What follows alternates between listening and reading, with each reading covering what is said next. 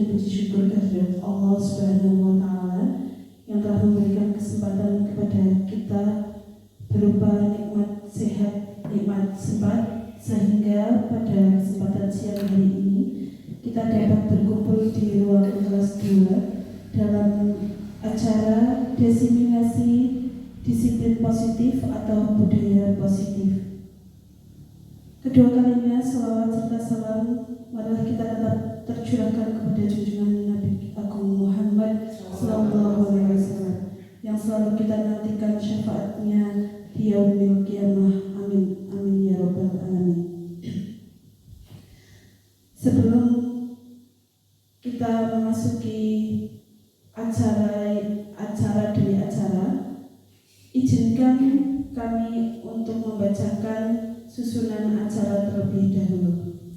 Acara yang pertama pembukaan, acara yang kedua menyanyikan lagu Indonesia Raya, acara yang ketiga sambutan kepala sekolah, acara yang keempat penyampaian materi dilanjut dengan lain-lain, acara yang kelima penutup. Marilah kita buka acara pada siang hari ini dengan bacaan basmalah bersama-sama. Bismillahirrahmanirrahim. Lanjut acara yang kedua yaitu menyanyikan lagu Indonesia Raya. Kepada yang bertugas dimohon mempersiapkan diri. Hadirin dimohon untuk berdiri.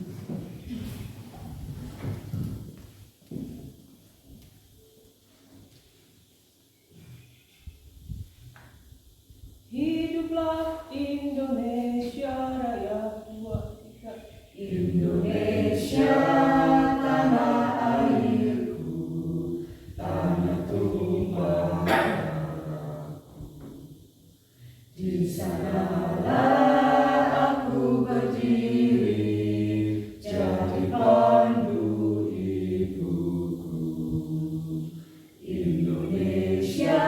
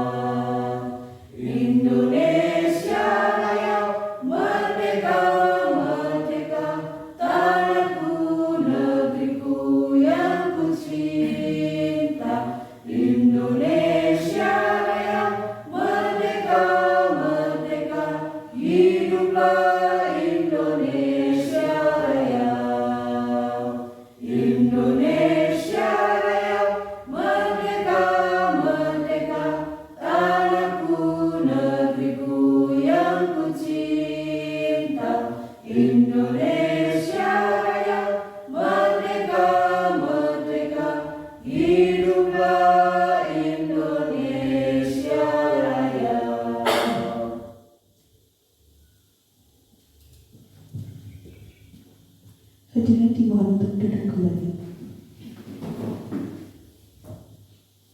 Acara selanjutnya sambutan kepala sekolah. Kepada beliau kami persilakan. Bismillahirrahmanirrahim. Assalamualaikum warahmatullahi wabarakatuh. Waalaikumsalam warahmatullahi wabarakatuh. Yang saya hormati Bapak Ibu Guru SD Negeri 2 Porengan. Pada siang hari ini, terima kasih atas waktu yang telah diberikan kepada saya. Marilah bersama-sama kita memanjatkan puji syukur kehadirat Allah Subhanahu wa Ta'ala yang telah melimpahkan berbagai kenikmatan kepada kita semuanya, sehingga pada siang hari ini kita bisa berkumpul di sini dalam acara diseminasi disiplin positif yang akan disampaikan oleh calon guru penggerak Angkatan 7 Kabupaten Banjarnegara yang berasal dari SD Negeri 2 Porengan, Ibu Dwi Wahyu Wijayanti SPD. Kemudian selawat serta salam marilah senantiasa kita curahkan kepada junjungan kita Nabi Agung Muhammad SAW yang kelak akan kita berikan syafaatnya di yaumil akhir. Bapak Ibu yang saya hormati, pada siang hari ini terima kasih Bapak Ibu sudah hadir di acara diseminasi disiplin positif. Semoga dengan adanya diseminasi ini akan menambah pengetahuan kita, akan menambah pengalaman kita dalam memberikan ilmu, dalam memberikan bekal kepada peserta didik, kepada para murid-murid kita, sehingga akan menjadi murid yang berkarakter, yang sesuai dengan profil pelajar Pancasila. Kemudian terima kasih juga saya sampaikan kepada Ibu Dwi Wahyu yang sudah bekerja keras untuk mengadakan acara diseminasi disiplin positif ini. Selanjutnya mohon Bapak Ibu guru nanti menyimak dengan seksama apa yang akan disampaikan oleh Ibu Dwi Wahyu, dan saya sebagai kepala sekolah juga berharap semoga langkah Ibu Dwi Wahyu sebagai calon guru penggerak diikuti oleh Bapak Ibu guru yang lain. Karena dengan mengikuti calon guru penggerak, banyak sekali ilmu yang didapat yang sebelumnya belum kita tahu, banyak sekali ilmu baru yang belum kita tahu yang ada di program guru penggerak. Kemudian selanjutnya silakan Ibu Wahyu untuk mengisi diseminasi ini. Semoga bisa sukses nanti acaranya dan semoga bisa memenuhi tugas yang diharuskan atau diwajibkan untuk mengisi tugas di calon guru penggerak. Kiranya itu dari saya. Mohon maaf bila ada kesalahan. Saya akhiri billahi taufiq wal hidayah. Assalamualaikum warahmatullahi wabarakatuh.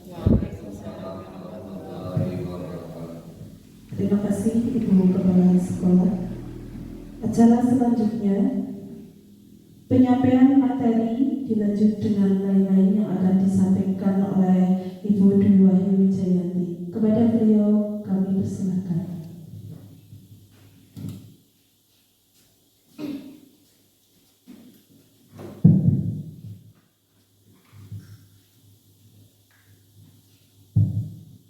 Bismillahirrahmanirrahim. Assalamualaikum warahmatullahi wabarakatuh. Bismillahirrahmanirrahim. Alhamdulillahirabbil alamin wassalatu ala asrofil anbiya'i wal mursalin wa ala alihi wa sahbihi ajmain, amma ba'du. Yang kami hormati Kepala Sekolah SD Negeri 2 Plorengan, yang kami hormati Bapak dan Ibu guru serta staf karyawan SD Negeri 2 Plorengan. Pertama-tama marilah kita panjatkan puja dan puji syukur kehadirat Allah SWT yang pada kesempatan hari ini, pada siang yang redup ini, kita masih diberi kesempatan untuk berkumpul dalam acara diseminasi disiplin positif. Tak lupa selalu kita bersyukur kepada Allah karena atas nikmatnya, baik nikmat sehat, nikmat sempat maupun nikmat iman, sehingga kita bisa melaksanakan, dan semoga acara pada hari ini berjalan dengan lancar dan diberkahi oleh Allah SWT. Amin ya rabbal alamin. Salawat serta salam tak lupa kita panjatkan kepada junjungan kita Nabi Agung Muhammad Sallallahu Alaihi Wasallam, kepada para keluarganya, para sahabat dan pengikutnya sampai akhir zaman. Baiklah Bapak Ibu guru, masih semangat? Masih semangat? Oh ya, walaupun sudah siang kita harus tetap semangat. Siap Bapak Ibu guru? Siap Ibu Supri? Ibu Supri, gini. Baik Bapak Ibu guru, kita di sini belajar bersama. Saya juga sedang belajar dan saya dapat ilmu kemudian menerapkannya di sekolah kita, yaitu tentang disiplin positif. Oke, disiplin positif di sini yaitu kita akan menjelaskan tentang budaya positif. Apakah itu budaya positif? Kita ambil dari kata budaya. Budaya pernah sering kita dengar Bapak Ibu nggih? Budaya itu merupakan bahasa yang berasal dari bahasa Sanskerta, yaitu budaya yang dari budi yang artinya budi atau akal. Sedangkan dalam bahasa Inggris itu disebut dengan culture ya, tulisannya kultur ya Bapak Ibu. Kemudian kalau dari bahasa Latin itu adalah color. Itu setiap hari kita juga dengar ya, color ya. Biasanya kita dalam bahasa Jawa itu malah color. Ternyata color itu bahasa Latin Bapak Ibu ya. Color ya yang artinya adalah mengolah gitu. Mengolah atau mengerjakan budaya merupakan pola atau cara hidup yang terus berkembang oleh sekelompok orang dan diturunkan ke generasi berikutnya, itulah budaya. Berarti dari dulu turun temurun sampai ke nanti generasi yang akan datang, itulah budaya. Kemudian apakah itu budaya positif? Budaya positif di sekolah ialah nilai-nilai, keyakinan-keyakinan dan kebiasaan-kebiasaan di sekolah yang berpihak pada murid, dapat berkembang menjadi pribadi yang kritis, penuh hormat dan bertanggung jawab. Sampai di sini bisa dipahami nggak Bapak Ibu ya? Ya lanjut. Kemudian di sini saya akan menjelaskan tentang eksplorasi konsep budaya positif, yaitu tentang perubahan paradigma, stimulus respon lawan, teori kontrol, kemudian keyakinan kelas, hukuman dan penghargaan. Kemudian ada juga 5 posisi kontrol dan arti disiplin dan 3 motivasi perilaku manusia. Kemudian itu akan berhubungan dengan 5 kebutuhan dasar manusia dan segitiga restitusi. Lanjut ya Bapak Ibu, dari perubahan paradigma budaya positif menurut Dr. William Glasser dalam kontrol teori untuk meluruskan berapa miskonsepsi tentang kontrol. Yang pertama adalah ilusi guru mengontrol murid. Kemudian yang kedua, ilusi bahwa semua penguatan positif, efektif dan bermanfaat. Yang ketiga, ilusi bahwa kritik dan membuat orang merasa bersalah dapat menguatkan karakter. Kemudian yang kelima, ilusi bahwa orang dewasa memiliki hak untuk memaksa. Kita lanjut dari ilusi guru mengontrol murid. Pada dasarnya kita tidak dapat memaksa murid untuk berbuat sesuatu jika murid tersebut memilih untuk tidak melakukannya. Di sini berarti guru hanya mengontrol saja, tapi tidak boleh memaksakan kehendak siswanya. Kemudian tampaknya kita sedang mengontrol perilaku murid tersebut. Hal ini karena murid tersebut sedang mengizinkan dirinya dikontrol. Saat itu, tentu kontrol guru menjadi kebutuhan dasar yang dipilih murid tersebut. Teori kontrol menyatakan bahwa semua perilaku memiliki tujuan, bahkan terhadap perilaku yang tidak disukai. Di sini ilusi guru di sini adalah hanya mengontrol saja, tapi tidak boleh memaksa. Kemudian yang kedua adalah ilusi bahwa semua penguatan positif, efektif dan bermanfaat. Betulkah Bapak Ibu? Betul.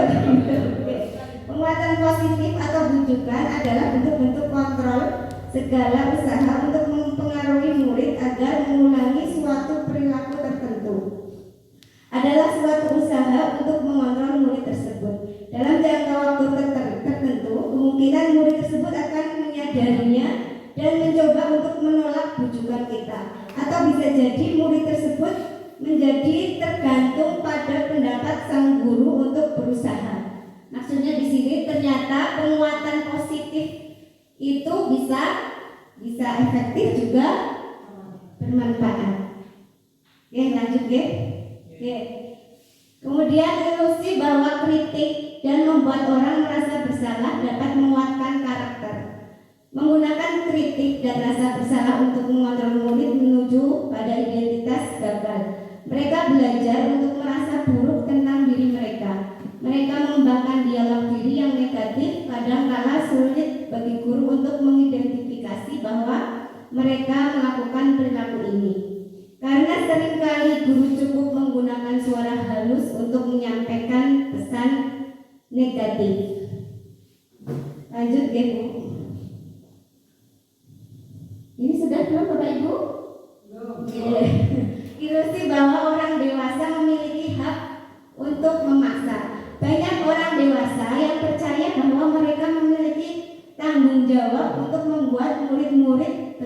hal-hal tertentu. Apapun yang dilakukan dapat diterima selama ada sebuah kemajuan berdasarkan sebuah pengukuran kinerja. Pada saat itu pula orang dewasa akan menyadari bahwa perilaku memaksa tidak akan efektif untuk jangka waktu panjang dan sebuah hubungan permusuhan akan terbentuk. Jelas di sini kalau memaksa itu tidak baik. Lanjut di sini juga ada stimulus respon, lawan dari teori kontrol pandangan tentang dunia. Kalau stimulus responnya tentang dunia, yang pertama adalah realitas atau kebutuhan kita sama.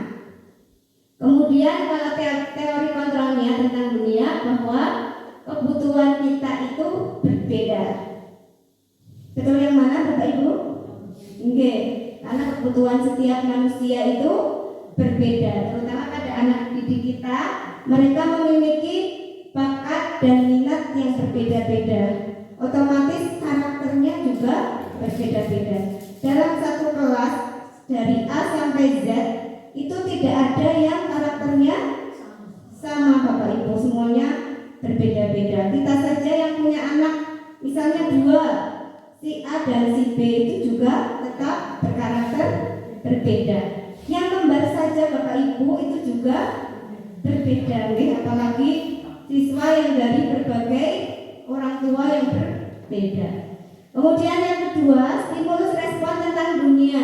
Semua orang melihat hal yang sama. Kemudian teori kontrolnya, setiap orang memiliki gambaran berbeda.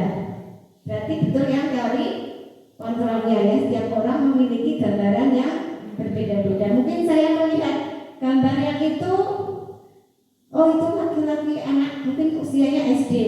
Mungkin Bu Dewi atau Bu Sri melihat anak itu, oh itu remaja yang ganteng. Mungkin kan beda-beda gambarannya, itu sesuai dengan persepsi masing-masing. Kemudian yang ketiga, kita mencoba mengubah orang agar pandangannya sama dengan kita. Bisa tidak Bapak Ibu? Tidak. Misalnya saya memaksa Bu Dewi supaya sama dengan saya. Bisa? Sama saja dengan anak didik kita. Kita memaksa agar anak didik kita manut dengan apa yang kita ucapkan. Susah tidak ya? Susah sekali ya. Misalnya saja anak supaya anteng duduk sesuai yang kita inginkan, hanya 5 menit saja anak sudah bosan. Kemudian tarik kontrolnya, kita berusaha memahami pandangan orang lain tentang dunia. Jadi kita hanya berusaha agar anak-anak itu memahami bagaimana caranya agar mereka bisa mengetahui apa yang kita harapkan. Kemudian yang keempat, orang lain bisa mengontrol saya. Kemudian semua perilaku memiliki tujuan. Orang lain bisa mengontrol kita? Tidak. Yang bisa mengontrol diri kita adalah diri kita sendiri. Mau jadi orang baik, mau jadi orang yang tidak baik adalah berasal dari diri kita sendiri. Kemudian semua perilaku memiliki tujuan. Betul nggak? Semua yang ada di dunia ini, anak-anak kecil pun dia itu sudah memiliki tujuan atau cita-citanya. Misalnya anak kecil ditanya, kamu ingin jadi apa? Oh jadi YouTuber Bu. Nah itu termasuk tujuan hidup, jadi YouTuber gitu ya. Kemudian yang kelima, saya bisa mengontrol orang lain. Bisa tidak? Tidak. Seperti anak-anak misalnya si A ingin si B itu sesuai dengan apa yang dikatakan si A, itu tidak bisa. Anda juga tidak bisa mengontrol orang lain. Kemudian lanjut. Di sini arti disiplin dan 3 motivasi perilaku manusia. Disiplin itu apa nggak Bapak Ibu nggak? Oh nggak, itu sekali Bu Sri patuh. Ada lagi taat. Oh ya Pak Alam ini hebat sekali, taat sepertinya. Oke, Bu Dewi senyum-senyum bagaimana? Iya. Iya. Oh iya, sudah diwakilkan oleh Pak Alam Mas Gita. Oke, bahwa di sini disiplin itu kata-kata yang sering kita dengar ya Bapak Ibu. Dari kita saja sudah pernah mendengar kata-kata disiplin. Disiplin itu sebenarnya apa ya? Disiplin itu berasal dari bahasa Latin disciplina yang artinya belajar makna asal kata ini berkonotasi dengan disiplin diri dari murid-murid Sokrates dan Plato. Bahasanya ini sudah tingkat tinggi ya Pak. Disiplin diri membuat orang menggali potensinya menuju sebuah tujuan apa yang dia hargai. Dalam budaya kita, makna kata disiplin telah berubah menjadi sesuatu yang dilakukan seseorang pada orang lain untuk mendapatkan kepatuhan. Nah, kalau kita dengar kata disiplin itu pasti harus patuh, gitu ya.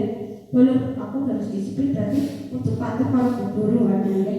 Kemudian kecenderungan umum adalah menghubungkan kata disiplin dengan ketidaknyamanan. Biasanya nyaman tidak ya Bu, misalnya kita harus disiplin berangkat harus jam 6. Kira-kira senang tidak? Kalau yang secara naluri saja kita senang tidak deh dengar kata disiplin ini? Senang deh, luar biasa. Secara umum kalau disiplin itu kita dengarkan itu terasa ada ketidaknyamanan di Bapak Ibu. Bukan apa yang kita hargai atau pencapaian sesuatu tujuan. Mungkin nanti ada proses biar disiplin itu tidak menakutkan, itu seperti bagaimana. Nanti kita lanjut dulu. Ketika mendengar kata disiplin, apa yang terbayang di benak Anda? Seperti tadi Pak Dimas nyaman sekali. Jadi bagaimana? Setengah. Bu Puji? Kurang. Oh kurang. Bu Sri? Pasti nyaman. Insyaallah luar biasa Bu Sri. Oke. Kebanyakan orang akan menghubungkan kata disiplin dengan tata tertib, teratur, dan kepatuhan pada peraturan. Kata disiplin juga sering dihubungkan dengan hukuman, padahal itu sungguh berbeda. Karena belajar tentang disiplin positif tidak harus dengan memberi hukuman. Justru itu adalah salah satu alternatif terakhir dan kalau perlu tidak digunakan sama sekali. Dalam budaya kita, makna kata disiplin dimaknai menjadi sesuatu yang dilakukan seseorang pada orang lain untuk mendapatkan kepatuhan. Kita cenderung menghubungkan kata disiplin dengan ketidaknyamanan.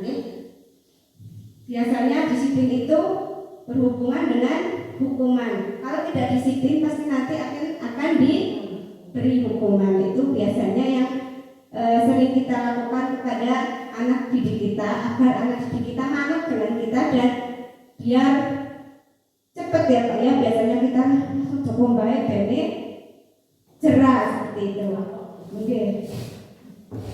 Kemudian 3 motivasi perilaku manusia. Yang pertama adalah menghindari ketidaknyamanan atau hukuman. Yang kedua, untuk mendapatkan imbalan atau penghargaan dari orang lain. Dan yang ketiga, untuk menjadi orang yang mereka inginkan dan menghargai diri sendiri dengan nilai-nilai yang mereka percaya. Dari 3 motivasi ini, Bapak Ibu guru memilih 1, 2, atau 3. Dari Bu Sri mungkin pilih nomor 1, 2, atau 3? Nomor 1 dan 3. Nomor 1 dan 3. Kemudian Bu Dewi 1 dan 3. Bu Puji sama. Bu Supri 1 dan 3. Oh 1 dan 3. Pak Dimas 1 dan 3. Pak mungkin beda ini Pak. Oh 3 saja. Biasanya pilih yang tengah-tengah ini ya. Oh iya 3 saja cukup. Enggak 4 sekalian Pak. Oh sebenarnya kalau ada 4 nih. Oh iya besok saya tambahin 4 ya Pak. Kalau Pak Jati saya pilih 3 aja. Oh 3 saja. Saya suka yang gaji. Oh iya. Kalau Pak Dimas jadi 1 saja Pak. Tidak terlain hati gitu. Ya, dari 3 motivasi perilaku manusia ini yang pertama kita bahas untuk menghindari kenyamanan atau hukuman. Ini adalah tingkat terendah Bapak Ibu yang memilih 1. Ini adalah tingkat yang terendah dari motivasi perilaku manusia. Biasanya orang yang memotivasi perilakunya untuk menghindari hukuman atau ketidaknyamanan akan bertanya apa yang akan terjadi apabila saya tidak melakukannya. Sebenarnya mereka sedang menghindari permasalahan yang mungkin muncul dan berpengaruh pada mereka secara fisik, psikologis maupun tidak terpenuhinya kebutuhan mereka. Bila mereka tidak melakukan tindakan tersebut, maksudnya bagaimana nih Bapak Ibu? Oh, mari kita bahas bersama-sama. Jadi seperti ini Bapak Ibu, misalnya kita niat ingin, saya ingin jadi orang yang disiplin sekali, berangkatnya kasih sekali, tapi ini untuk menghindari kenyamanan atau hukuman. Ben saya tidak dihukum sama bu guru, ben saya tidak dihukum sama bapak ibu guru. Itu adalah niat, motivasi itu berasal dari diri, yaitu niat bahwa takut ya dari ini untuk menghindari ketidaknyamanan, berarti melakukan sesuatu yang baik tapi didasari dengan ketakutan. Itu juga termasuk motivasi yang tidak baik, karena itu muncul tidak dari dalam diri tapi dari paksaan. Sampai di sini paham ya? Dari paksaan dari luar. Kayak anak-anak nomor gasik, mulai orang yang pernah dibilang tiang bendera itu mata dikerek di atas ya. Itu anak-anak sudah bayangannya sudah takut sekali. Makanya berangkat gasik. Berarti anak-anak ini besoknya lagi kalau bu gurunya lupa tidak menghukum, apakah anak ini berangkat gasik? Tinggi sekali tidak, karena dalam benak mereka wong ini pancane nyok telat deh, ora teko tiang bendera berarti iso telat bae. Nah, itu karena ada paksaan atau hukuman. Kemudian lanjut yang kedua adalah motivasi untuk mendapatkan imbalan atau penghargaan dari orang lain. Satu tingkat di atas dari motivasi nomor 1, yaitu di sini orang berperilaku untuk mendapatkan imbalan atau penghargaan dari orang lain. Orang dengan motivasi ini akan bertanya, apa yang akan saya dapatkan apabila saya melakukannya? Kemudian mereka melakukan sebuah tindakan untuk mendapatkan ujian dari orang lain yang menurut mereka penting dan mereka letakkan dalam dunia berkualitas mereka. Mereka juga melakukan sesuatu untuk mendapatkan hadiah, pengakuan atau imbalan. Di sini beda lagi untuk tingkat motivasi yang kedua. Misalnya anak berangkat sekolah itu karena bu gurunya sudah bilang besok yang berangkat gasik akan bu guru kasih hadiah. Hadiahnya sangat menarik. Wah, anak-anak semuanya berangkat gasik karena mereka tujuannya apa? Untuk mendapatkan imbalan berupa hadiah. Ini juga termasuk motivasi yang tidak benar.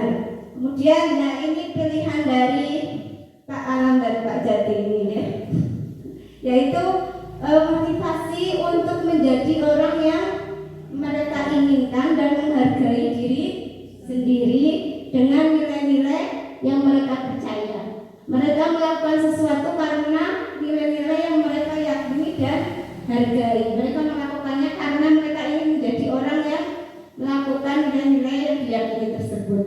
Ini adalah motivasi yang membuat seseorang memiliki disiplin positif, karena motivasi berperilakunya bersifat internal, bukan eksternal, berarti dari diri sendiri.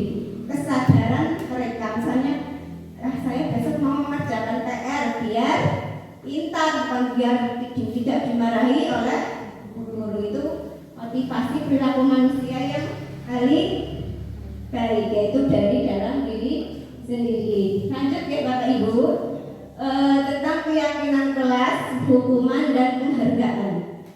Untuk terbentuknya budaya positif, pertama-tama perlu diciptakan dan disepakati keyakinan-keyakinan atau prinsip-prinsip dasar bersama di antara para warga kelas. Keyakinan yaitu nilai-nilai kebijakan atau prinsip-prinsip universal yang disepakati bersama secara universal. Di sini Bapak Ibu, keyakinan adalah sebuah apa nggih? Peraturan yang sudah bersama. Nggih, yaitu peraturan atau kesepakatan ya, kesepakatan yang dibuat di dalam setiap kelas. Kesepakatan ini dibuat berdasarkan apa Bapak Ibu? Berdasarkan keyakinan Nggih, semua. berdasarkan keyakinan masing-masing dari setiap murid. Misalnya si A saya sudah dalam diri hati ini kepingin jadi orang yang bertanggung jawab, guru. Oh iya, silakan Mas, ditulis di situ, nulis, catat. Terus ada lagi, Bu, saya ingin selalu berangkat kasih. Oh iya, tulis. Dari semua yang sudah ditulis, misalnya siswanya ada 10, berarti kita telah memperoleh 10 keyakinan. Nah, dari keyakinan tersebut kita akan ambil beberapa yang menjadi kesepakatan yang ada di kelas itu. Misalnya 10 ada yang sama, berarti kita ambil 1. Nah, dari 10 mungkin bisa jadi 5 kesepakatan yang bisa mewakili semua. Ya, dan itu akan diterapkan di dalam kelas tersebut. Ya. Kemudian lanjut. Mengapa keyakinan kelas? Mengapa tidak peraturan kelas saja, Bapak Ibu? Biasanya kan kita dulu itu peraturan kelas, ya. Biasanya baru masuk sekolah, terus kita buat peraturan kelas. Kenapa kok sekarang jadi keyakinan kelas, ya, Bapak Ibu? Kalau peraturan diganti dengan hukuman. Oh, oke. Betul sekali. Melanggar dihukum. Oke. Kalau keyakinan kan kembali ke kesadaran. Oh, oke. Betul sekali untuk Bu Sri bahwa keyakinan kelas itu berasal dari diri sendiri karena sudah bertekad meyakini apa yang akan dilakukannya. Kemudian kalau peraturan kelas biasanya bagaimana? Kalau melanggar dihukum. Biasanya berhubungan dengan pelanggaran. Kalau aturannya dilanggar, otomatis dapat hukuman dan akan menjadi sesuatu yang akhirnya kembali lagi memaksa, Bapak Ibu. Berarti itu memaksa. Nah, anak-anak itu sebenarnya tidak mau dipaksa, tapi inginnya dari kesadaran mereka sendiri-sendiri. Seperti padi, Bapak Ibu, apakah bisa dipaksa 1 hari bisa dipanen? Bisa, Bapak Ibu? Sepintar-pintarnya para petani, penemuan 1 hari bisa panen padi. Berarti kita setiap hari bisa menghasilkan uang banyak, deh, Bapak Ibu, seperti itu. Seperti padi, kita tidak boleh memaksanya untuk tumbuh, tapi kita hanya bisa merawatnya, memupuknya dengan baik. Seperti anak-anak, kita tidak bisa memaksanya, tapi mereka bisa kita tuntun, kita arahkan ke arah yang lebih baik. Kita beri arahan, kita beri bimbingan agar anak-anak paham. Mengapa adanya keyakinan kelas untuk terbentuknya sebuah budaya positif? Tadi sudah, Bapak Ibu. Kemudian bagaimana mewujudkan sebuah keyakinan kelas yang efektif? Nah, tadi juga sudah kita bahas, yaitu dari kesepakatan kelas kemudian kita satukan. Suatu keyakinan akan lebih memotivasi seseorang dari dalam atau memotivasi secara intrinsik. Seseorang akan lebih tergerak dan bersemangat untuk menjalankan keyakinannya daripada hanya sekedar mengikuti serangkaian peraturan. Maksudnya di sini bahwa dengan keyakinan itu berasal dari dalam diri mereka. Kalau peraturan itu hanya mengikuti saja anak-anak, dan saat peraturan itu sudah tidak ada, misalnya sudah tidak ada di dalam kelas itu, anak-anak sudah lupa, misalnya berada di rumah, anak-anak sudah tidak punya keyakinan dalam diri mereka. Oh, makanya kan karena aturannya seperti itu. Tapi beda kalau keyakinan itu anak-anak sedang di rumah atau di masyarakat itu akan terbawa. Misalnya anak-anak punya keyakinan suka menolong di kelas maupun di luar kelas atau di masyarakat, menemukan misalkan ada anak yang jatuh, pasti secara naluri anak itu tanpa diperintah sudah menolong anak tersebut. Maksudnya seperti ini, Bapak Ibu. Kemudian lanjut. Kemudian ini tentang hukuman.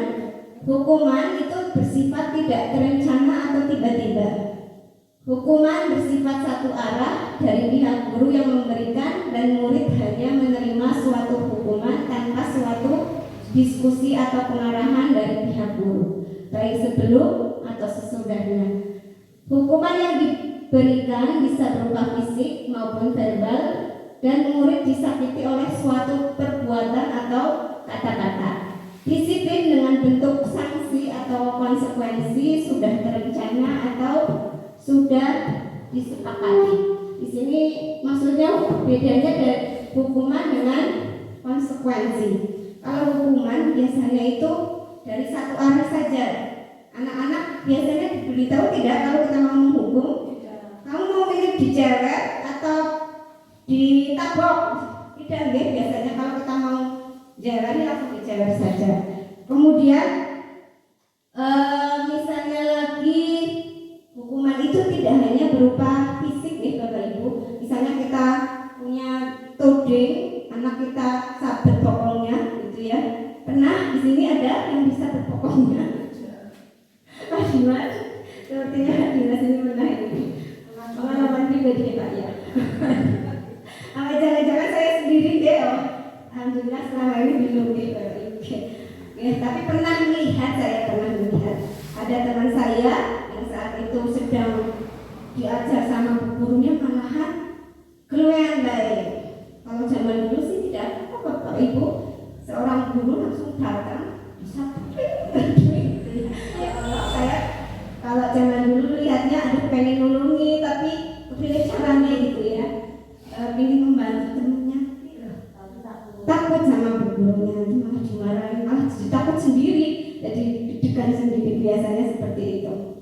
Sempat di SMP juga, kalau teman laki-laki biasanya kalau rame, gurunya datang, suruh ini Bu, baris di depan. Apa yang guru lakukan, langsung bet semua. Wah, pada saat itu ya Allah, saya dan teman-teman yang biasanya yang cewek-cewek kan nggak dihukum seperti itu, yang cewek-cewek pada ya Allah deg-degan banget nih.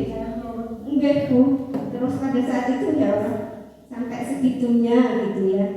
Ternyata hukuman fisik itu akan mengenai hati seseorang nih. Tidak hanya anak-anak tapi juga nanti dia akan tumbuh dewasa, akan trauma, akan membekas di hati ya Pak. Mungkin sih tidak mengingat banget tapi tetap saja terbekas. Ya lo kayak Pak Guru sendiri nampongi orang seperti itu ya. Kayak Pak Guru guys, kayak banget gitu kan ya. Ada yang capnya seperti itu. Kemudian jadi bisa juga hukuman itu verbal Bapak Ibu, dari kata-kata seorang guru, misalnya bocah kayak BO teman gitu ya, kadang seperti itu ya. Bocah kayak kalau gurunya sedang marah ya, bocah kayak bisa bocah apa gitu ya, kalau sedang marah ya, bocah kayak apa gitu ya, jangan seperti itu. Ya, biasanya itu tidak hanya kepada ibu guru tapi di rumah orang tua kalau marah juga biasanya kata-katanya itu tidak bisa direm. Ada sedang marah sih, kita sih tidak menyalahkan bapak atau ibu guru atau orang tua di rumah. Ada anak bener banget masa ada anakku cinta itu kan ya. Kadang anak, tapi sebenarnya itu berbeda loh. Beda kalau anak marah kita malah aduh sayang, itu anak marahnya reda. Coba bapak ibu buktikan, kalau di rumah anak sedang nangis, bapak ibu marahi, apakah nangisnya berhenti? Tambah sedemi. Wah, itu kan itu kenapa? Karena sudah takut, ditakuti lagi. Misalnya habis melihat hantu, malah ibunya melebihi hantu. Ya, itulah pengalaman itu ya, bapak ibu di rumah juga, saya juga pengalaman pribadi kadang lagi marah juga, aduh rasanya gitu Pak, ada ngomel itu priwe, ada orang domai gitu ya. Iya, seperti di sekolah orang bocah kayak orang bisa diomongin, tapi sebagai seorang guru kita kan adalah pendidik, maka jangan ucapkan kata-kata yang tidak baik. Karena apa? Kalau kita sudah berucap, apakah bisa ditarik lagi? Tidak. Sama pada anak-anak kita, kalau kita sudah bocah kayak BO, nah itu anak juga akan terkaget, bajunya bodoh ya. Ya Allah, masih teman-teman dari bodoh. Seperti itu. Terus beda lagi kalau seorang ibu atau guru, ya Ya Allah nak, kamu kok pinter teman. Kata ih, kok pinter gitu ya. Tapi dia sudah punya energi positif. Oh berarti pinter ya, jadi ibunya pinter. Padahal nggak tahu itu pinter apa enggak, tapi karena dia sudah punya energi positif. Energi positifnya itu akan membangkitkan dia, memotivasi belajarnya. Oh, berarti yang pinter itu rajin belajar ya, gitu kan ya. Beda lagi kalau dia olok-olokin, semakin hari semakin banyak olok-olok di rekamannya itu, wes sakit banget, numpuk-numpuk sampai dewasa ini bocah kayak tiar, ini kayak spirit gitu ya, masih ya. Jadi semoga kita bisa menghindari semarah apapun, sesulit apapun kondisi kita, kadang kesel, memang kadang kesel. Pulang sekolah, anak-anak misalnya punya anak kecil rumah kayak kapan pecah ya Allah ini, Arab lapar nangis gitu ya kadangnya. Kalau di sini sudah besar-besar apa Pak Dimas? Oh repot sekali. Tapi kelihatannya Pak Dimas itu begitu sabar ya Bapak Ibu ya. Itu sabar pulang sekolah, wah istriku cantik sekali. Terus anak-anakku, terus malah Pak Dimas ini yang dengan rajinnya merapikan gitu ya. Karena anak-anak memang memiliki daya kreativitas yang tinggi Pak. Jadi jangan marah kalau pancinya tiba-tiba di lemarinya Pak Dimas ya. Karena anak-anak itu cerdas Pak. Berarti imajinasinya tinggi. Berarti panci itu jangan taruh di belakang Pak, tapi di lemari kamar ya rapi gitu. Jadi mereka imajinasinya seperti itu. Kemudian kita lanjut lagi. Banyak sekali ini Bapak Ibu. Ini bisa dibaca ya. Kalau hukuman itu akan berpengaruh jangka panjang atau jangka pendek Bapak Ibu? Hukuman? Iya, berefek untuk jangka panjang atau jangka pendek? Jangka pendek. Jadi misalnya kita berhasil anak-anak yang gede-gede banget, anak main dihukum berkeliling-keliling kota sampai ya monggo selamat datang untuk Bapak Yusuf, silakan Dinaraka monggo ini tamu kita dari jauh ya Pak Yusuf ya, monggo Dinaraka dulu ya. Langsung mengikuti ya Pak Yusuf. Tadi kita sudah membahas tentang hukuman itu jangka pendek atau jangka panjang. Ternyata di sini tadi Bapak dan Ibu guru menjawab jangka pendek, benar sekali. Misalnya anak-anak sudah tertib ya, anak-anak ini untuk didewat orang masih metu kayak dengan menjelaskan kalau kita ya. Nah, anak diapakan sih kok tertib teman? Wingi stopon layu keliling-keliling mati si pacet mulai anaknya sampai cedera seperti itu ya. Besoknya lagi tidak mengulangi. Tapi ini berlaku tidak lama Bapak Ibu, mungkin 2 minggu anak-anak besoknya sudah kembali lagi, malah lebih parah biasanya. Malah tambah itu ya. Itulah sifat dari hukuman. Kita lanjut lagi Bapak Ibu. Di sini tadi penghargaan berlaku untuk mendapatkan seseorang melakukan sesuatu dalam jangka waktu pendek. Jika kita menggunakan penghargaan lagi dan lagi, maka orang tersebut akan bergantung pada penghargaan yang diberikan. Selain hukuman, penghargaan juga berlakunya untuk jangka pendek. Ternyata biasanya kita ada reward di kelas ya. Misalnya anak-anak kita pancing yang mau menjawab nanti Bu Guru dapat hadiah bintang misalnya ya. Oh semuanya rebutan. Besoknya lagi gurunya ganti. Ayo silakan mau menjawab. Kira dari bintang kok menjawab. Nah semuanya tidak mau menjawab. Nah ini kelasnya bukan kalau langsung jawab gitu. Bu kan saya yang ngajar kok jawab semua ya. Malah rebutan. Terus siapa ya bedanya? Nah ternyata itu anak-anak sudah tergantung dengan penghargaan. Kalau tidak dihargai dia tidak mau. Tapi kalau dia dihargai dia akan berusaha sekuat tenaga ini mendapatkan. Dan ternyata penghargaan ini juga tidak bagus ya Bapak Ibu. Kalau kita lakukan setiap hari, anak-anak juga akan bergantungan. Di sini lagi ada penghargaan itu tidak efektif. Lanjut saja, penghargaan merusak hubungan. Kok bisa ya merusak hubungan? Karena dalam setiap kelas tidak semuanya nanti punya hadiah dalam bentuk yang sama. Misalnya si A punya bintang 10, si B karena telat terus tidak bisa menjawab akhirnya tidak mempunyai bintang. Maka si B ini akan merasa iri dengan si A. Waduh, aku orang jadi bintang dewek. Kemudian dipajang di sana, waduh, aku orang jadi penghargaan sama sekali ya, padahal aku berusaha. Nah, itu akan mematahkan perasaannya dan juga akan merusak hubungan dengan teman. Jadinya dia, padahal yang si A ini tidak salah apa-apa Bapak Ibu, tapi karena dia iri akhirnya dia sebel dengan si A. Itu akan merusak hubungan baiknya. Kemudian penghargaan juga mengurangi ketepatan. Di sini mereka diminta mengambil kartu yang berisi kata-kata yang diingat. Setiap kali muncul, berapa anak diberikan permen setiap mereka memberikan jawaban yang benar. Dan sebagian yang lain hanya diberitahu saja bila jawaban mereka benar. Maksudnya bagaimana nih? Yang satu kalau benar dapat permen, kalau yang satu benar dibiarkan saja.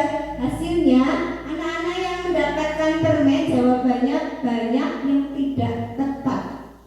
Sedangkan anak-anak yang hanya diberitahu jawabannya benar, yang tidak tepat dibandingkan dengan anak-anak yang hanya diberitahu jawaban benar. Maksudnya kalau diberi hadiah ternyata jawabannya tidak tepat karena kadang terburu-buru ingin mendapatkan sesuatu permen tersebut, jadi mengurangi ketepatan. Terus penghargaan juga bisa menghukum. Penghargaan menghukum mereka tidak mendapatkan penghargaan. Misalnya dalam sistem ranking di kelas, mereka yang mendapatkan ranking kedua akan merasa dihukum. Loh, kenapa ya merasa dihukum? Penghargaan dan hukuman adalah hal yang sama karena keduanya mencoba mengendalikan perilaku seseorang. Karena orang pada dasarnya tidak suka dikendalikan.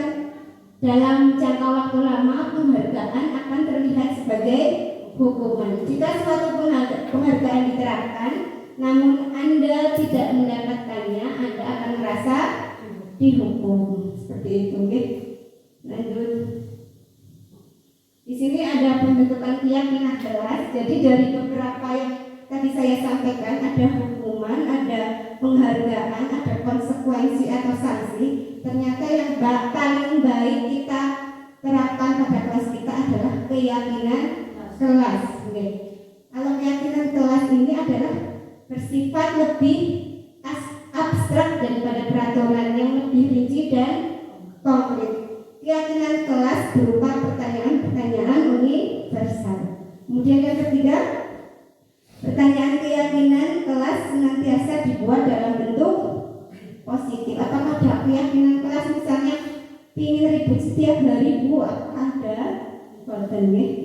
Kemudian lanjut, keyakinan kelas setidaknya tidak terlalu banyak sehingga mudah diingat dan dipahami oleh warga kelas. Dari tadi beberapa yang sudah dikumpulkan, kemudian diambil beberapa yang bisa diingat oleh anak-anak. Itu akan menjadi keyakinan kelas. Keyakinan kelas sebaiknya sesuatu yang dapat diterapkan di lingkungan tersebut. Kemudian semua warga kelas hendaknya ikut berkontribusi dalam pembentukan keyakinan kelas lewat kegiatan curah pendapat. Kemudian bersedia meninjau kembali keyakinan kelas dari waktu ke waktu. Jadi kalau kita sudah membuat keyakinan kelas, jangan dibiarkan saja. Misalnya seminggu anak-anak kadang sudah lupa dengan keyakinan yang mereka buat. Kita ingatkan lagi, coba baca keyakinan kelasnya, kamu ingin jadi seperti apa. Nah, jadi setiap waktu ke waktu kita cek lagi, apakah minggu ini kamu sudah menerapkannya. Kalau belum, berarti besok kamu harus menerapkannya. Itu cara meninjau keyakinan kelas. Kemudian Apakah di sini ada yang ingin bertanya atau menanggapi Bapak Araf? Oke, monggo silakan.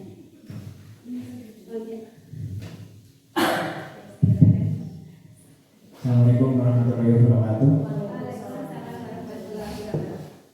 Saya mau bertanya Bu Mahfud terkait dengan budaya positif ya. Saya mau tanya bagaimana caranya agar budaya positif itu tetap bisa bertahan lama gitu. Kadang kan seperti ini. Sekarang masih anak-anak ya, budaya positifnya masih kuat. Nanti sudah semakin besar, apalagi sudah tidak sekolah, nanti semakin pudar gitu.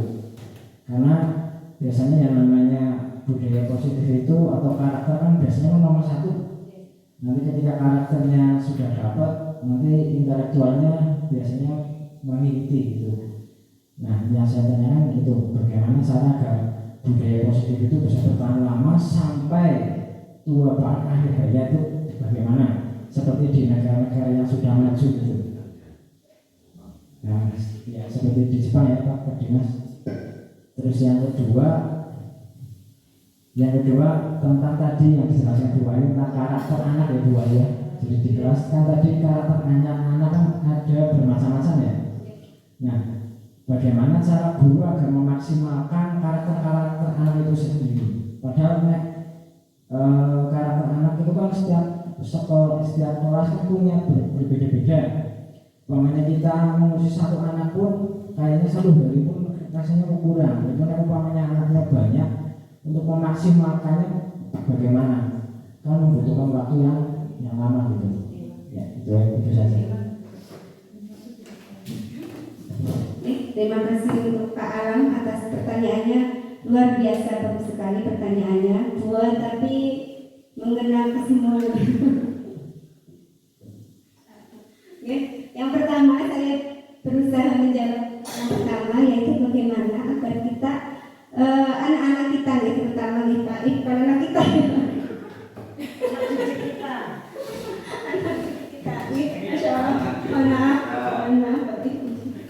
jadi anak didik kita bisa menerapkan budaya positif ini sampai akhir hayatnya. Ya Allah, Pak Alam ini begitu berpikir sampai ke akhir hayat juga. Ya, saya menjawab, semoga bisa memuaskan pertanyaannya Pak Alam.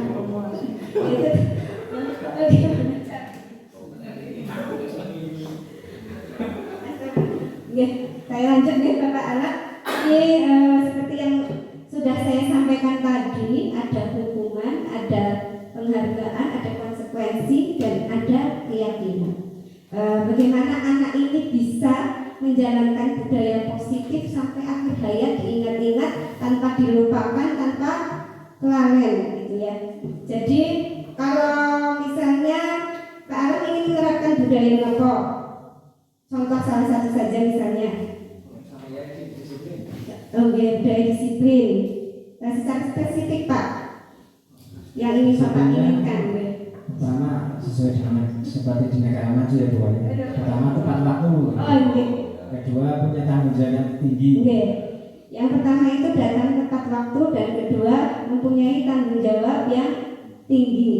Bagaimana ya? Apakah sekarang saya balik bertanya Pak, apakah anak-anak itu harus kita hukum Pak? Yang baik itu sebelumnya tidak. Yang baik. Tapi penerapannya biasanya seperti itu. Betul sekali, seperti yang tadi saya sampaikan Bapak Ibu. Bagaimana anak-anak memiliki budaya positif ini sampai akhir hayat. Dengan hukuman itu hanya tadi ya Bu, jangkanya tidak panjang Pak, hanya pendek saja. Jadi kalau hukuman itu hanya pendek saja. Ya Allah. Ya, jadi kalau hukuman itu hanya pendek, kenapa?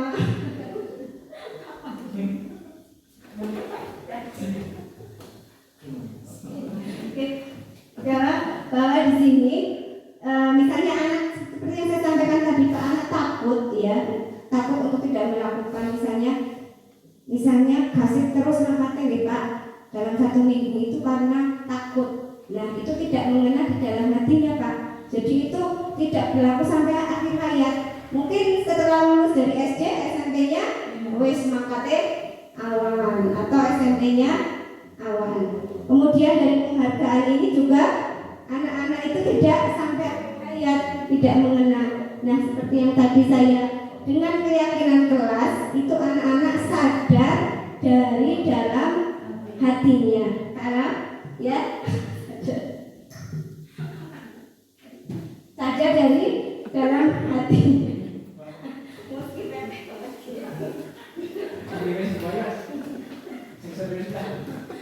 Ya, saya lanjutkan.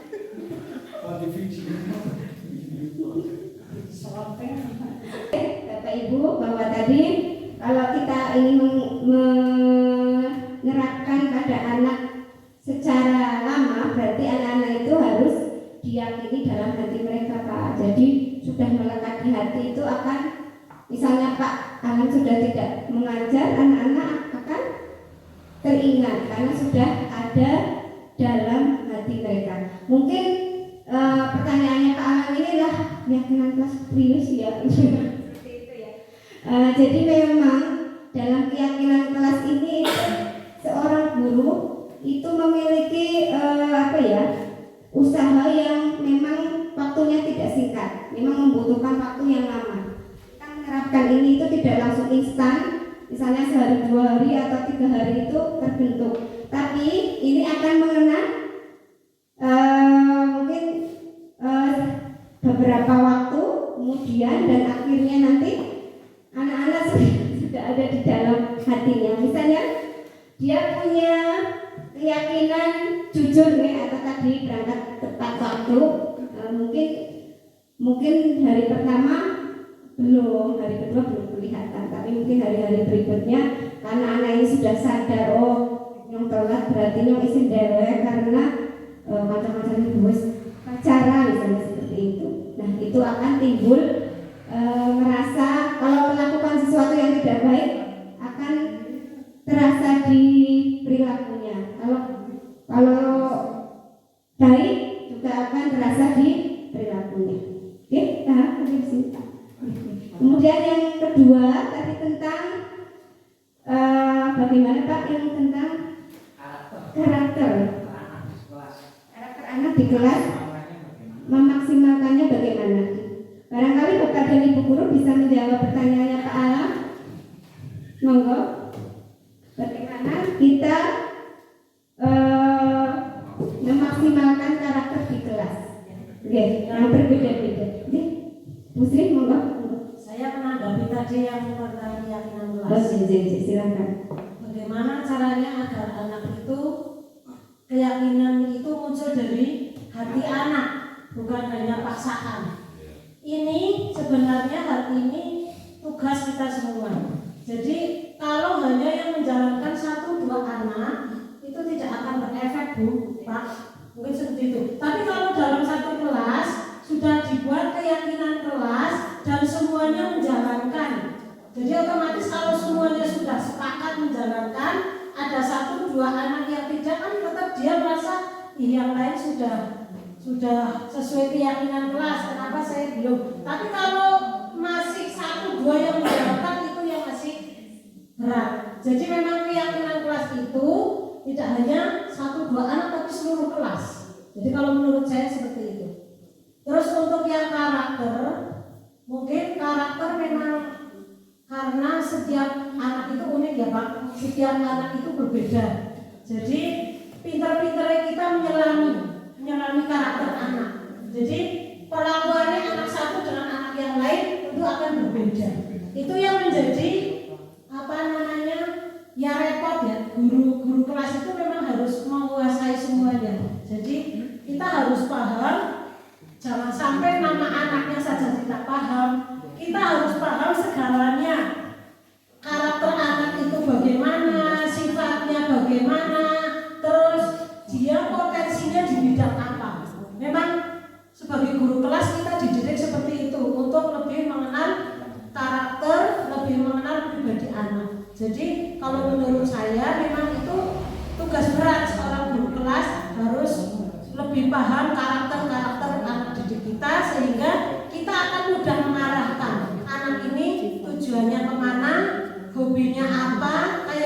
bakatnya di mana, seperti itu. Mungkin ada yang mau ditambahin lagi, silakan. Pak Yusuf mungkin. Pak Yusuf mungkin. Atau sekali untuk Pusri, jawabannya sangat lengkap dan sudah mengena sekali bahwa karakter ini muncul jika seorang guru itu paham dengan karakter anak masing-masing, karena setiap anak memiliki karakter yang berbeda-beda. Jadi tugas kita adalah mengetahui atau mencari karakter-karakter anak itu. Misalnya yang masih tidak baik, nanti kita lakukan perubahan biar menjadi baik.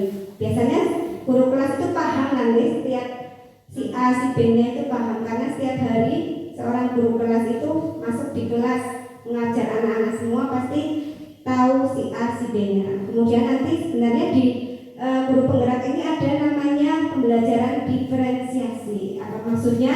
Itu nanti bisa kita pelajari di hari berikutnya, yaitu pembelajaran yang kita gunakan untuk kelas yang memiliki karakter yang berbeda-beda. Sebenarnya kita harus menggunakan pembelajaran itu Bapak Ibu, karena di setiap kelas itu tidak semuanya sama. Misalnya si A belajarnya dengan menulis saja sudah masuk ke kepala, beda lagi dengan si B. Bu, saya kalau ada musik baru bisa belajar. Ada yang seperti itu, ya.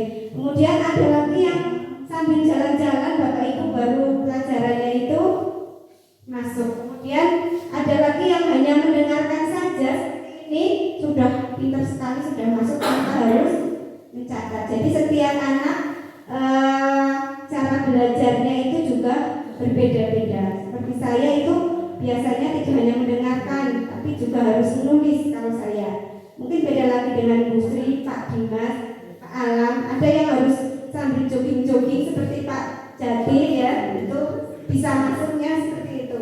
Ada lagi yang olahraga apa dulu bisa. Karena seperti anak saya itu berbeda-beda. Jadi di situ dalam pembelajarannya, jadi guru menanyakan anak-anak hari ini mau belajar apa, guru Pak Takon gitu ya. Guru malah menanyakan, menawarkan kepada anak, karena kita kan melayani anak, Bapak Ibu. Jadi anak-anak hari ini mau belajar apa? Si A, Bu, saya ingin menggambar. Yang satu lagi, Bu, saya ingin jalan-jalan. Yang satunya lagi, Bu, saya ingin itu aja bola, lihat film gitu ya. Satunya lagi, Bu, saya ingin nulis Bu. Nah, apakah guru tidak hari ini kita belajar ini? Boleh? Ya, karena kita melayani anak, jadi kita layani dari setiap si A, oh menggambar, berarti oh ya hari ini berarti si A menggambar. Yang kedua, oh hari ini Mas Alam joget.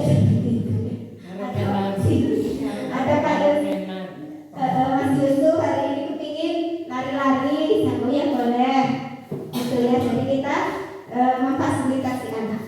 Lanjut ya Bapak Ibu guru, dari beberapa tadi keyakinan kelas itu berlanjut ke kebutuhan dasar manusia. Manusia kebutuhan dasarnya apa saja?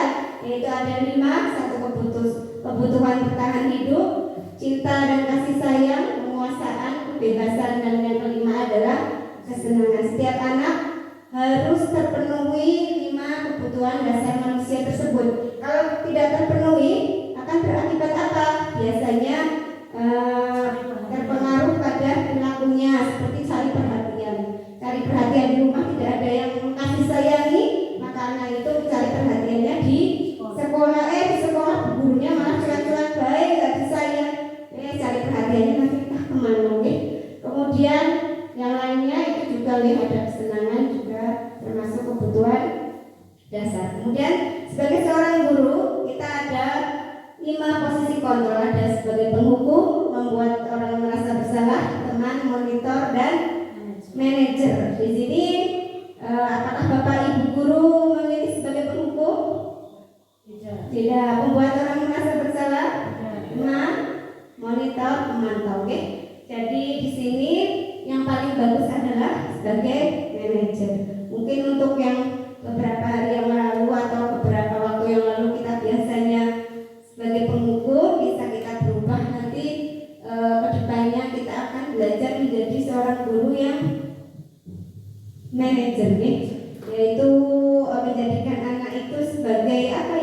Ibu ya.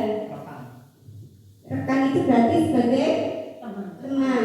Kadang kalau sebagai teman anak juga terlalu dekat juga tidak baik. Kalau manajer itu kita memfasilitasi, mendampingi, tapi anak juga tetap bertanggung jawab dan hormat terhadap gurunya. Lanjut nih Bapak Ibu. Dari beberapa ini kemudian kita temukan segitiga restitusi, yaitu proses menciptakan kondisi murid untuk memperbaiki kesalahan mereka. Kemudian sehingga mereka bisa kembali pada kelompok mereka dengan karakter yang lebih kuat. Misalkan si A, dia sering terlambat. Nah, kita bisa menggunakan segitiga restitusi, jangan langsung dihukum, tapi kita gunakan segitiga restitusi. Ciri-cirinya bagaimana Bapak Ibu? Nah, di sini adalah menebus kesalahan namun untuk belajar dari kesalahan, memperbaiki hukuman, kemudian sebagai tawaran tapi tidak paksaan, kemudian menuntun untuk melihat ke dalam hati, mencari kebutuhan dasar. Yang keenam, cara yang paling baik, kemudian fokus pada karakter bukan tindakan.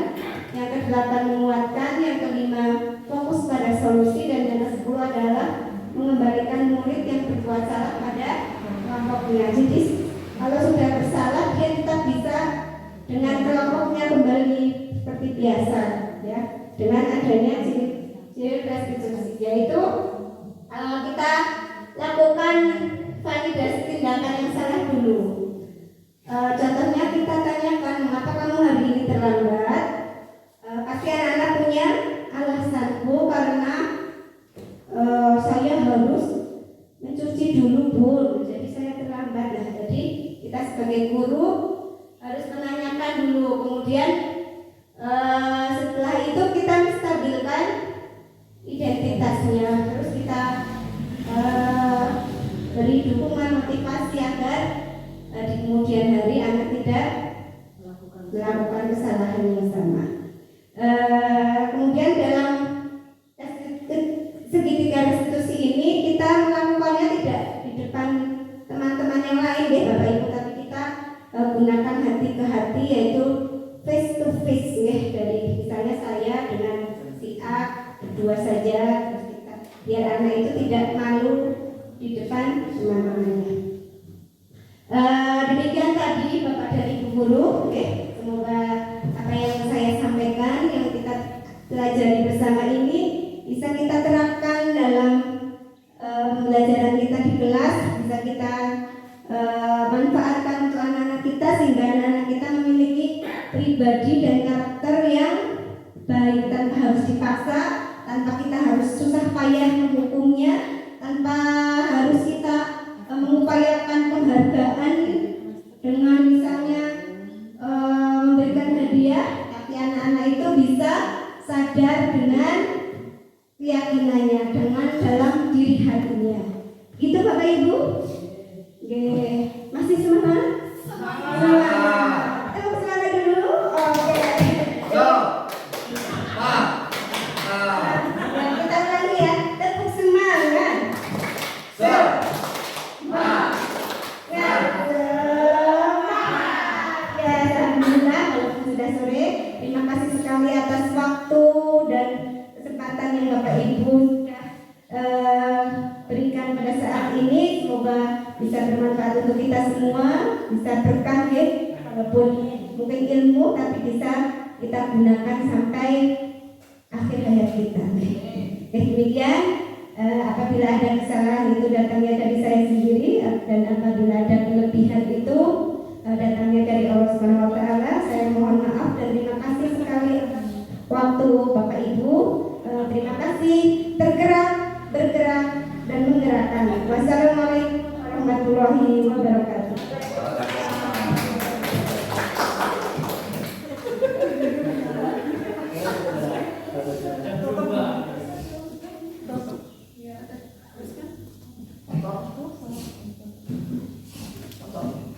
Terima kasih kami sampaikan Bu Wahyu atas penyampaian materi yang sangat luar biasa. Semoga apa yang sudah disampaikan oleh Bu Wahyu dapat menjadi motivasi untuk kita semua untuk mendidik anak didik kita menjadi lebih baik lagi.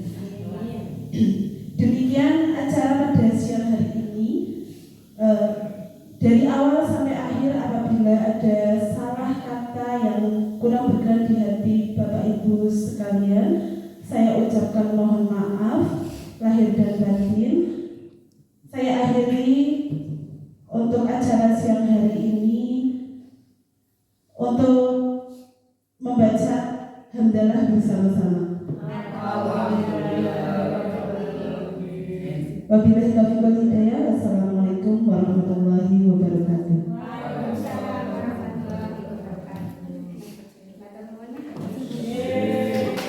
Ya, selamat pagi anak-anak kelas 5.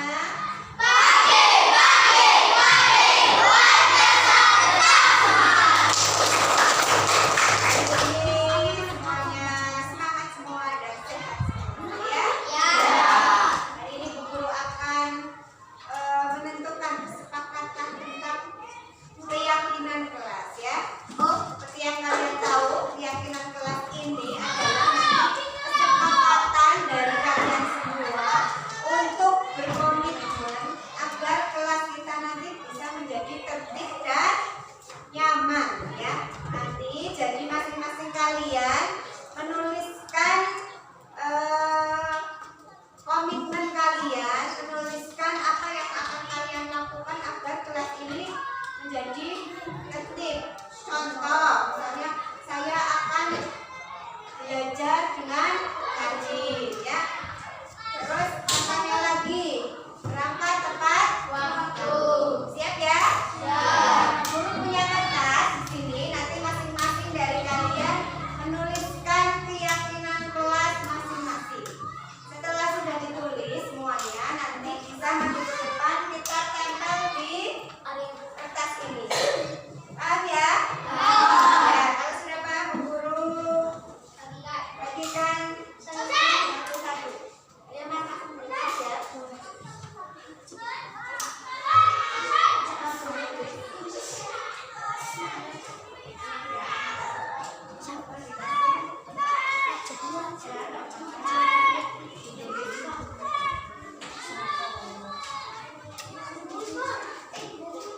Yang sudah dapat kertasnya, silakan ditulis keyakinannya.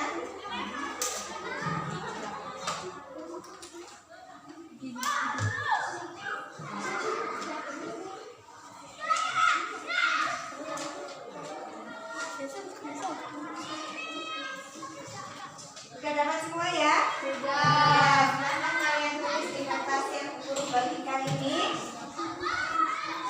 Terus nanti kalau sudah selesai, kalian boleh menempelkannya di kertas ini. Ayo, Mas, sudah? Sudah? Ada yang sudah? Sudah, Bu. Oh ya, kalau ada yang sudah, silakan Mas. Siapa yang sudah? Taman. Itu Bu, Mbak Sila.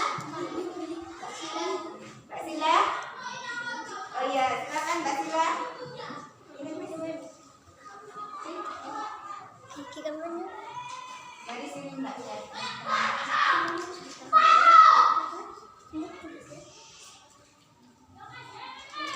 Ya, lanjut. Yang sudah silakan.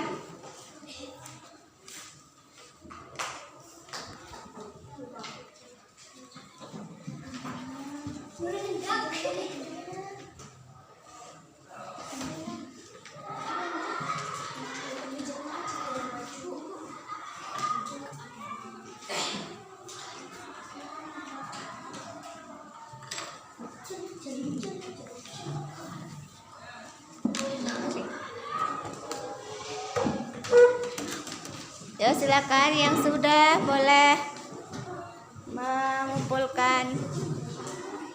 Ini kertas apa sih?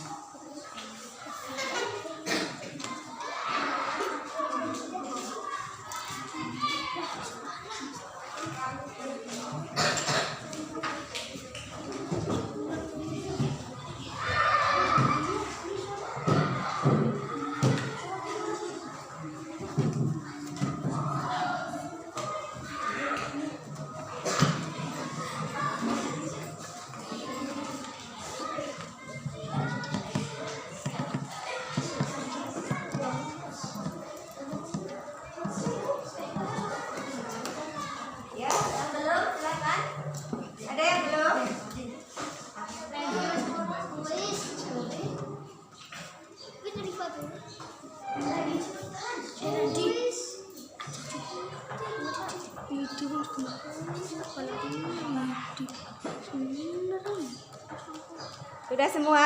Sudah.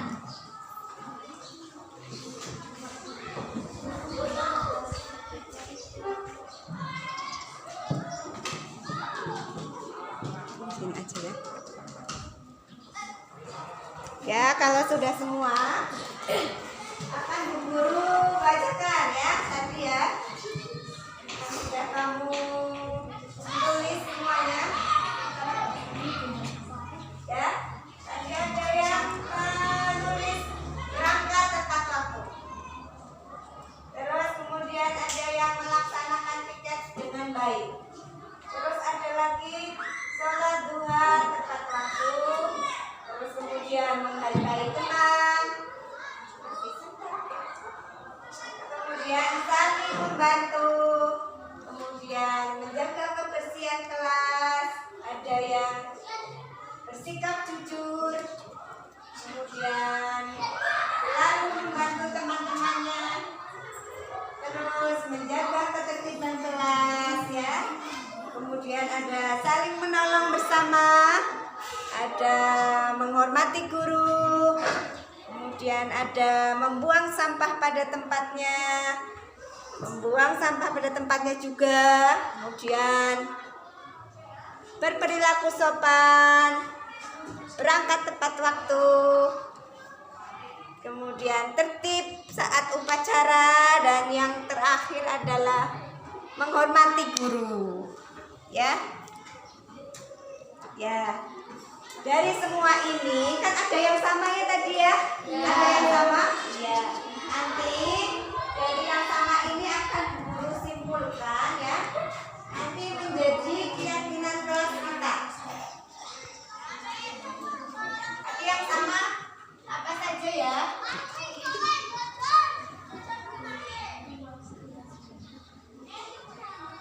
Ada apa saja? Saya berangkat tepat waktu.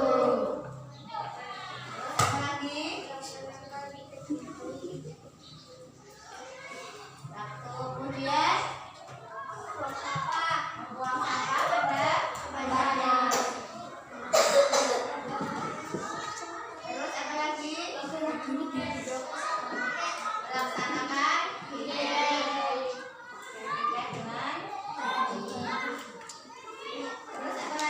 menjaga ketertiban sekolah. Jaga kebersihan. Terus apa lagi?